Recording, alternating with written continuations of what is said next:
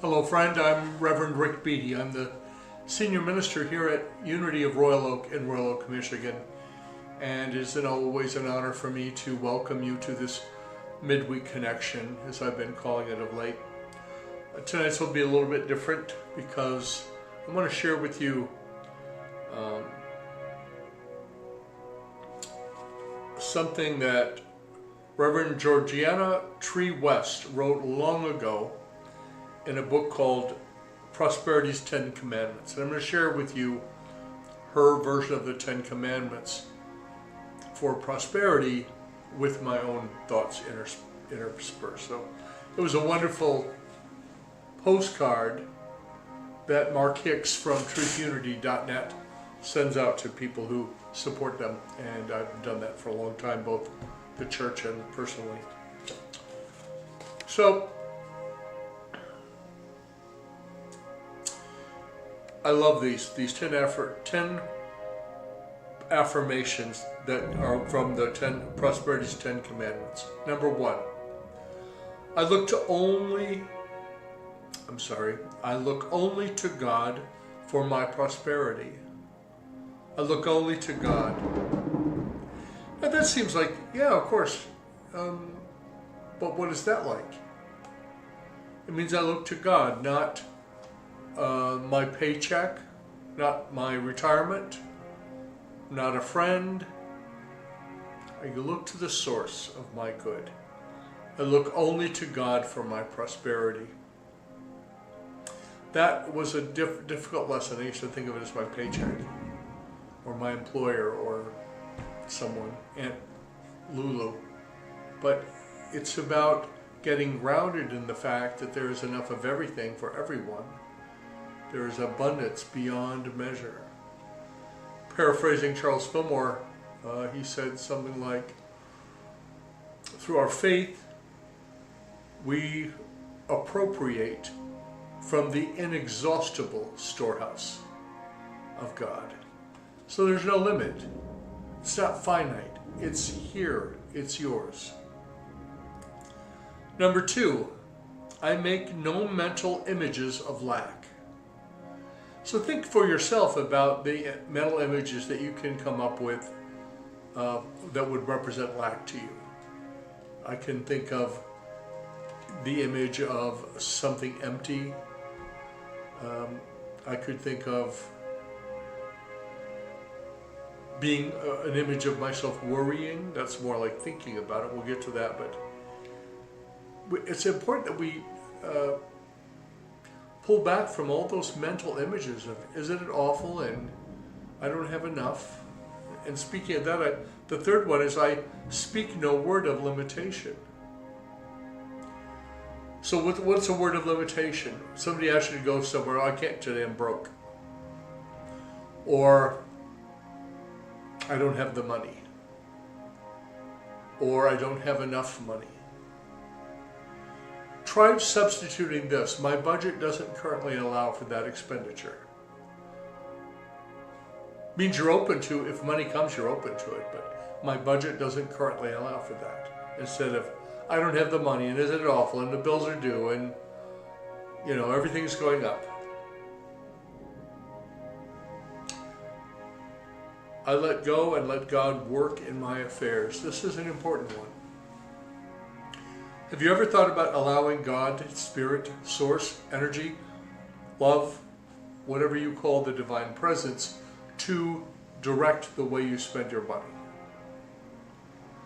There's a juicy one. That was a very difficult lesson for me to learn, and I had to step into it slowly. But I'm guided. I'm guided to send money here or there, I give to the community, the church here, whatever. I'm guided in the moment, and I do it. And if I don't feel comfortable with my guidance, then I sit with it a little bit. I check in. And sometimes I say, are you serious, God? And the answer is usually yes, Rick. I've been thinking about these a bit, though, because I love them. I deal honorably with God and all his pay clerks. So who would pay clerks be? That's your boss, that's your job, that's your Social Security, that's your retirement. Those are all the pay clerks, the people. I'm a minister, money comes to me a number of ways. An honorarium from a funeral or a memorial service or a wedding. All this money coming from God's storehouse through various channels to me. I love this. I love that there's enough in the world. I am not limited in any way. And I can allow Spirit to guide me. And I honor all of God's pay clerks, all this sources of my supply. It ultimately comes from God. We have a live in a universe that is abundant, but it comes then through channels. I keep my wealth circulating wisely. I keep my wealth circulating wisely. I'm not trying to pile up a hoard. I save for my retirement. I save for a prudent cash reserve at home. Unexpected things come up. But I also am not afraid. Last year I bought a new car. Wasn't concerned about it. I'm not concerned now. It's an amazing car. It's a regenerative hybrid, and sometimes I get more than 50 miles to the gallon. So my savings in fuel has helping pay for the car. But I don't pile it all up and then not spend it. I mean, I have a certain amount of money I keep, but I'm always doing something with my money. I use my wealth for good purposes only. Big thing in my life. There was a time when I foolishly spent money chasing dates and love and Lord knows what. That might be a podcast someday. I'm starting to think about that. But I use my money, my wealth for good purposes only. Maintaining my home, it's a good purpose. Keeps me from being homeless. Also keeps a couple of other people who live with me, family members, from being homeless. I contribute to things that are in alignment with my core values. I do what I can do. I never strive to get something for nothing. Don't get me wrong, I like a bargain, I like something on sale. If it's a scratch and dent, I want to get a little something off of the purchase price. But I never try to get something for nothing. If I place some value on it, I'm willing to give that value. If it is value to me, if it's valuable to me, I will pay for it. I'm happy to do it. The worker is worth their wages, wherever they are. I never talk poverty. I tell the truth about God's abundance. Prosperity is a consciousness. It's establishing a new way of thinking about money. And don't talk poverty. It's like, I listen to people, I over-listen to people talking to their friends. Oh wow, everything's gone up and my paycheck's getting smaller, I'm on a fixed income, blah, blah, blah. Those are all statements of lack. If you're running short on cash in the moment, just say, like at this moment, I'm a little short of cash. I trust that abundant supply is on its way. Or something like, God's storehouse is unlimited, and through my prayers, I'm calling forth a divine flow into my life. Those kinds of things. Catch yourself, catch yourself, catch yourself. Over time, you will move up in prosperity consciousness. Oh, excuse me, it's a very sleepy afternoon here, and it's raining, and there's been a lot of thunder. It's not as sunny as it was earlier, and it makes me want to have a nap. It's one of the things about getting older that I love, is I don't have to really justify naps anymore. And here's the last one, it's a really big one in our culture. I take my eye off my neighbor's wealth. I claim my own. Some people would call that covetousness. Oh, I wish I had a car like that, or I wish I had whatever. I wish I could take that vacation. Aren't they lucky? Oh, I wish I had that kind of money. Well, if there's a limitless supply and you can appropriate from that supply, that limitless supply, through your faith, then what needs a boost is your faith, right? Anyway, I hope that these have meant something to you. If you're interested in them, if you go to truthunity.net, people, Georgiana Free West, or Tree West. Just search Georgiana there and you'll find it. Prosperity's 10 Commandments, a powerful process. I'm going to be using this daily for a while just to plant these ideas a little bit further into my consciousness. One of the things that I oft have done for years, and it works for me and it works for this community, I once a week or so, every 2 weeks, in meditation, I hold this vision. If I'm at home, I'll imagine that I go to the mailbox and it's overflowing with checks and money and stuff, just good stuff. Checks and money, even I open the door and it flows out. And here when I come into the building, the church, I imagine that in our mail slot, when we've been closed for a couple of days, there are envelopes, and in those envelopes are money and checks and cash and all, it's just there, overflowing, heaped up, pressed down, overflowing, because God is prosperous. I hope that gave you some things to think about. Now we'll spend a few minutes in meditation. I'm using Kim Lang, our creator director's music, 6 degrees for meditation. 6 degrees of meditation.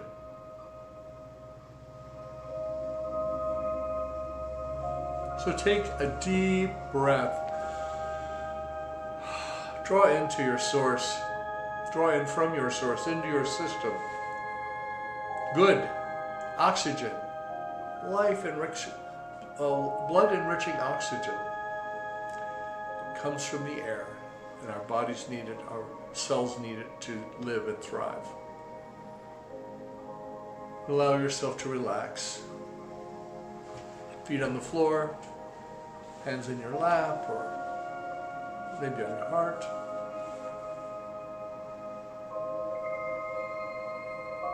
And with every breath you take, notice that you can relax a little bit more,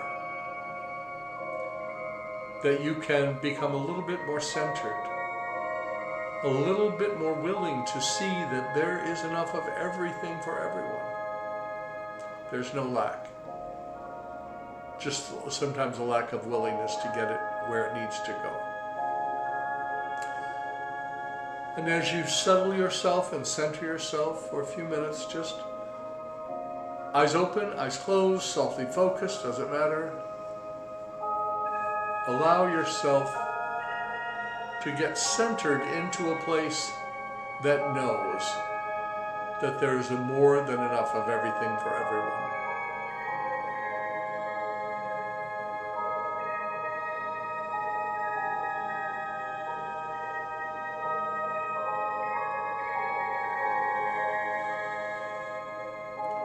There is more than enough of everything for everyone.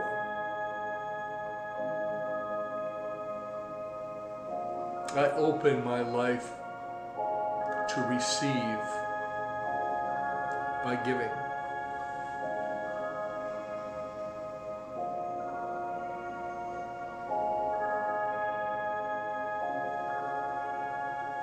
I have enough to share and to spare.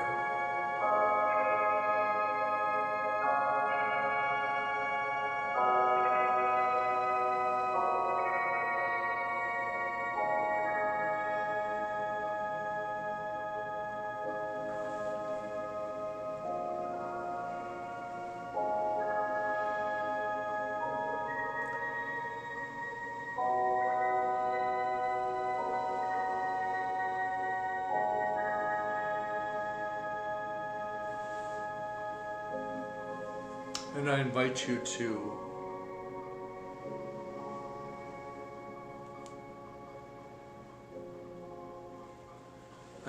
to hold an image in your mind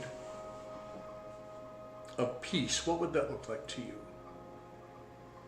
I think often about the picture of the blue marble picture of the Earth from space.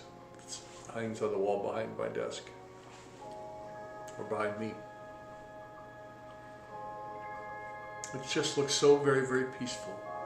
No evidence of strife, no fighting, no arguing. Also call to mind an image that would make you think about healing, health, and wholeness. I'm thinking about a dear one, part of this community, who's waiting for a heart transplant or a heart pump plant, whichever is going to happen first.